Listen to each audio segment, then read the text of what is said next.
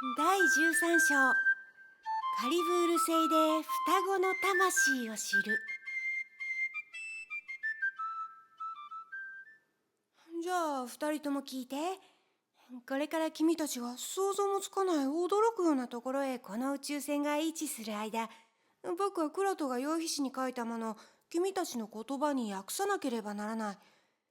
だからその間2人でその辺で遊んでいてね。とアミは笑って言った。その時僕はこの円盤が時間空間を通過している間に、もしこの扉を開けたとしたら一体どうなるんだろうかという疑問が浮かび、とても知りたくなった。それを聞いたアミは考えただけでもゾッとするといった身振りをした。そしてなんてとんでもない考えを起こすんだと言わんばかりの顔つきをして同意を求めるかのようにビンカを見た。でもビンカも僕と同じようにそのことをとても知りたがった。形勢は2対1となった。わかったよ。君たちが今知りたがっていることは実は僕も知らないんだ。とてもいい考えだよ。扉を開けてみよう。一体どうなるかね。アミはそう言うと顔色を変え、椅子から立ち上がった。そして完全に扉を開ける決心をしたかのように、とても硬い表情をして応接室の扉の方へと向かった。僕たちはとても驚いて、慌てて彼を引き止めた。アミが身をよじって大笑いを始めたとき、それがまた彼の冗談だということに気がついた。その辺で二人していろいろな話でもしていたらいい。僕は目的地に着くまでにこれの役を終えたいんでね。でもどこにも触っちゃダメだよ。宇宙の塵になりたくないんだったらね。それにしてもこの仕事は僕にとって簡単なことじゃない。だって全く知らない文字で書かなくちゃならないんだからね。彼の前にあるスクリーンには僕たちの使っているアルファベットと並んでいろんな奇妙な文字が書いてあった。アミはボタンを押しスクリーンを見ながら文字を書いていった。彼のやることをとても興味深く見ていたら、ビンカが僕の肩に手を乗せていった。ねえ、邪魔にならないようにアミをそっとしておきましょう。二人で円盤の中を探検してみない？それはいい。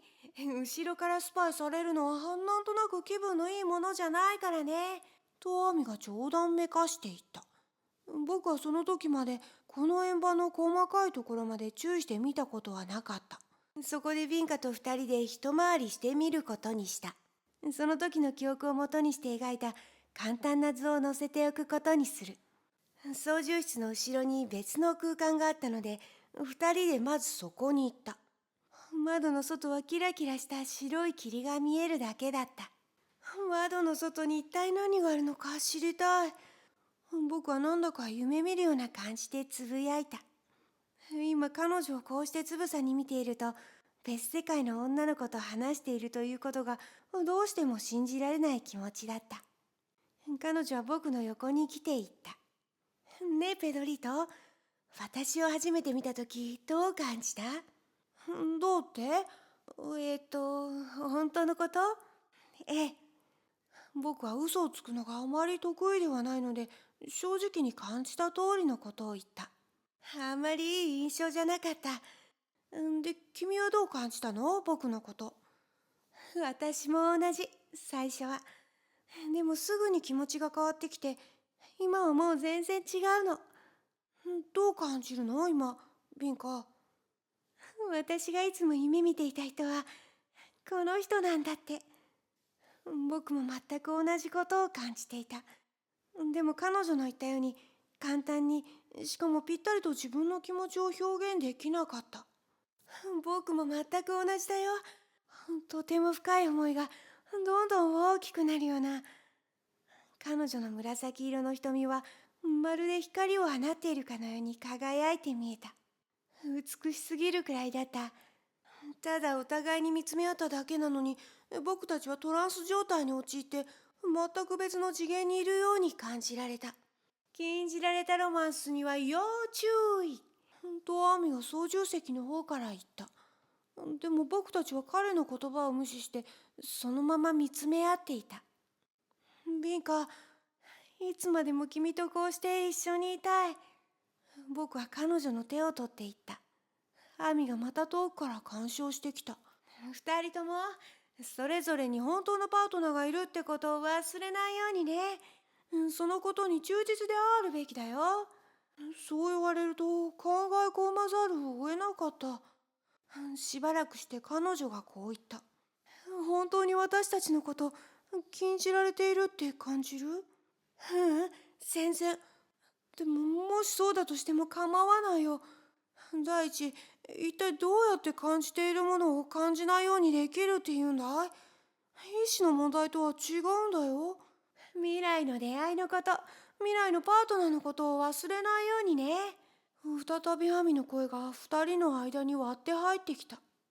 僕はあの日本人の顔をした女の子のことを考えた。あの不思議な体験をしていた時、僕は確かに彼女に対してとても大きな愛を感じた。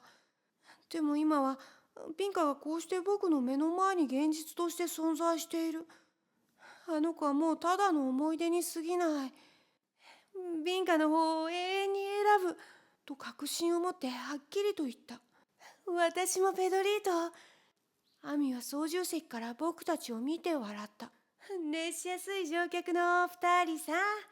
その暑い火を消すのは簡単だよ。それにはほんのちょっとのそよ風があればいいんだ。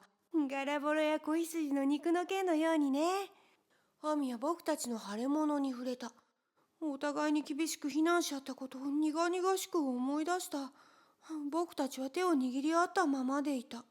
しばらくしてからビンカが言った。ペドリート、いいこと？私もうどんなことがあっても、あなたのどんなことを知ろうと、決してこの愛に疑いを持たないわ。たとえどんなに距離が二人を引き離そうと、たとえどんな障害が二人の間を引き裂こうとしても、あなたは私にとって唯一の人よ。彼女の目には小さな涙が輝いていた。僕も全く同じように感じていた。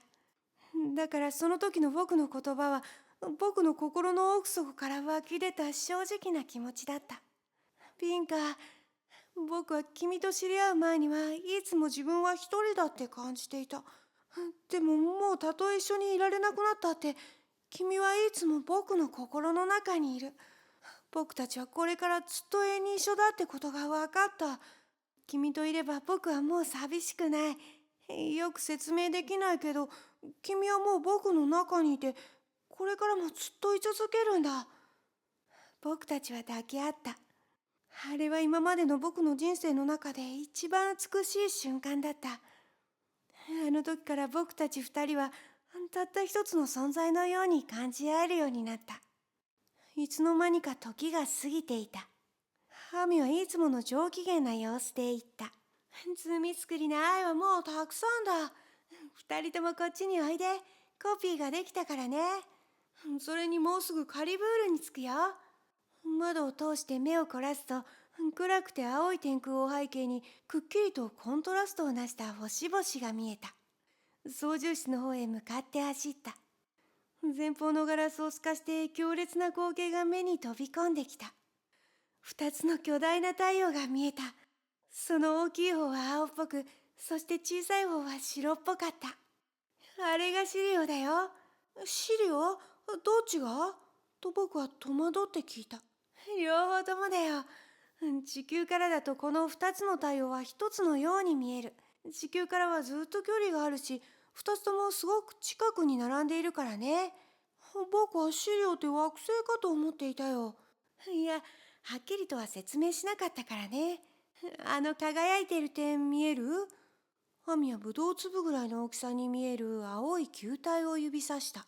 カリブールだよ。これからあそこへ行こう。植物を研究栽培するために使っている星なんだ。広大な宇宙植物園といったところかな。あらゆる植物が我々の手で栽培されていて、何か優れた品種ができると、それを必要としているところへ持っていくんだよ。何人くらいの人が住んでるの？ほんの数人の遺伝技師が住んでいるだけなんだよ。円盤はあっという間にその輝く球体に接近していった。どんどん近づいていって、窓いっぱいに広がった時、地球とはかなり違うことに気がついた。すべてが柔らかそうな薄青い色調を帯びていた。リラ色の静かな海に接して大きく広がった紫色の砂浜の上を飛んだ。ビンカは歓喜の声を上げた。わあ、なんて綺麗なの。下に降りられないの？降りられるよ。ペドリートにここに連れてきてあげると前の旅で約束していたんだ。シリオの見える紫色の海岸だよ。アミの言う通りだった。ここの空気や重力、気温や植物群が君たちに対して何か異常を及ぼすような心配は全くないよ。もちろん君たちもこの星に対して安全無害だ。円盤は一旦空中に停止し、それから下降し着陸した。僕はこれから行く旅の準備をしておかなければならないから、君たちはその辺りを散歩していたらいい。何も怖がることはないよ。君たちに危害を加えるようなものはないからね。でも何も食べちゃダメだよ。わかった？扉が開いた。階段を降りて砂浜の上を二人で歩き始めた。オフィルで見たのと同じような大きな太陽の青い光が砂浜を照らしてとても美しかった。なんてすがすがしい空気なの。まるでお花と海藻をミックスしたような香りだわ。胸いっぱい空気を吸い込んでビンカが言った。とても大きな太陽なのに熱いガスの層があるため、光の強さは地球やキアやオフィルよりもずっと弱かった。それは地球の日没時の海岸を思わせるようだけれども、それよりははるかに繊細な印象だった。それに地球には紫色をした砂浜もリラ色をした海もない。二人で手を取り合って歩き始めた。しばらくすると曲がり角にたどり着いた。そこを曲がると辺りは一面お花畑が海まで広がっていた。ビンカは顔を輝かせていった。ここはまるで天国だわ。僕たちは海岸に背を向けお花畑に入り込んでいった。前方に低い木の林が見えてきた。まるで人工的に作ったような木で、葉の代わりに細いフィレメントが生えていて、幹の樹皮は磨かれたように光っていた。巨大な太陽が海面に向かってゆっくりと沈み始めた。夕日が水色に輝いてビンカを照らし出した。二人で木の下に座った。地面に落ちて積もったフィレメントが咲き乱れた花々の間に柔らかなクッションを作ってくれていた。長い間、鏡のような海面に映った夕日の反射を見つめていた。今までこんなに不思議な、そして美しい夕日を見たことはなかった。背後からの光に照らし出され、ビンカの髪の毛が輝き始めた。僕たちの背後にある木の向こう側からもう一つの太陽が顔を出したんだ。見て、別の太陽だ。うわあ、日の出と夕日が同時に見られるなんて。僕たちは幸せいっぱいな気持ちになり、なぜだかわからないけど笑い出してしまった。しばらくするとビンカは少し悲しい表情になって僕に言った。多分これって正しいことじゃないのかもね。これって私たち二人とも誰かが未来で私たちを待っていることを知っている。僕は黙り込んでしまった。彼女の言う通りだった。アーミは結果的に僕たちを傷つけてしまったよ。僕たちをこうして知り合わせたんだからね。こうなるって可能性は予測できたのに、避けることだってできたはずだ。ビンカは時間がこのまま止まってしまうことを願っているかのようだった。でも今が私の人生で一番美しい時よ。ありがとう、アミ。僕も全く同感だった。皮肉にも未来の出会いだけが僕たちのこの幸せを妨げる唯一のものだった。ビンカ、君の未来の人ってどんな人？多分嫉妬からだろう。僕は彼女の相手のことを無性に知りたくなった。ペドリート、もうそれは永遠に忘れてしまった方がいいわよ。お互いに。そうだ、そうだね。僕はもうあの額にほくろのある女の子のことは忘れよう。ビンカ、君も青い王子様のことを忘れるんだね。訳中。スペイン語圏では特に10代の女の子が理想の男の子のことを青い王子様という。異星人ビンカにその意味はわからない。でもどうして青いって知っているの、ペドリト？どうしてそんなこと言うの、ビンカ？だって本当に青い色していたんだもの。それじゃ多分双子の魂はすべて青い色をしているんだよ。だって僕が見た女の子も青い肌をしていたもの。そう言うとビンカは急に興味を示して、もっと詳しく説明するように僕を促した。僕は沼の上の空中をゆらゆらと浮いていたんだ。白鳥が僕に挨拶してね。野や花やいぐさが歌を歌っていた。そして彼女が僕を待っていたんだ。バラ色のつる草と縞模様の座布団。僕は度肝を抜かれた。どうして知ってるんだ？ビンカ、君は僕の本を読んだんだろう。もし私の本を読めば同じことが書いてあるのがわかるわ。その女の子の立場からね。じゃああれ、君なの？僕たちは強く抱き合った。二つの体がこのまま溶けて一体になってしまうくらいに。もう何の罪の意識も感じる必要はないんだ。幸せで息もできないくらいだった。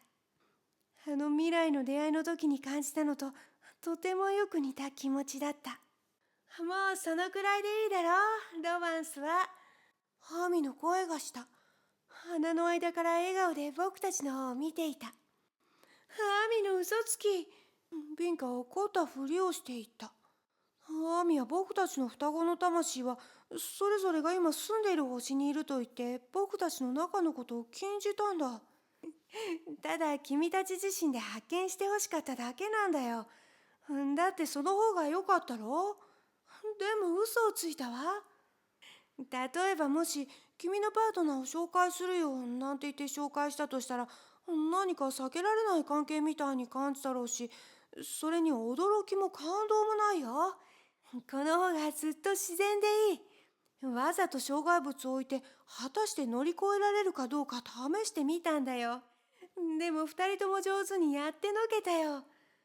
円盤に向かって三人で歩きながら僕はアミに聞いた。バラ色の世界での出会いはいつのことなの？何度も一緒になったり別れたりした後のことだよ。これから君たちは未来に向かう人生の中で、その都度その都度お互いを探し合い、その度に出会うようになるんだ。そうした何度もの出会いの後でバラ色の世界に住むようになるんだ。そして最後には二人は合体して一つの存在となる。そうなったら完全だ。今はまだお互いに一つの存在の半分でいる。離れながら進歩進化していくんだ。じゃあ今は別れなくちゃいけないの？ビンカが悲しそうに言った。そうだよ、ビンカ。君はすぐにキアに戻らなければならない。ペドリト、君は地球にね。君たちは使命のことを決して忘れちゃダメだよ。君たちが自分たちの星の兄弟に奉仕しなかったとしたら、それはエゴの表れだ。エゴイストは良い水準に達していない。良い水準に達していない人は双子の魂に出会うことができない。これは褒美なんだよ。より進んだ世界に住めるようになるのと同じで、それぞれが努力して勝ち取らなければならないものなんだ。もし君たちが愛に奉仕しなければ、その分だけますます運命は君たちが出会いから遠のいていくように働く。反対に人に対して早く役立つようになれれば、出会いはより早くなる運命にあるんだ。円盤の階段に足をかけるのが悲しかった。別れなくちゃならないのはつらいよ。僕は言った。そんなことはないよ。もうお互いに補い合うパートナーがいるってことは知っているんだ。思い出して待つことができる。それに話すことだってできるんだ。どうやってアミ？何か特別なマイクでも貸してくれるの？そんなもの必要ないよ。二つの魂が愛によって結びついた時には、コミュニケーションはもう時間や空間に支配されないんだよ。とアミは微笑んでいった。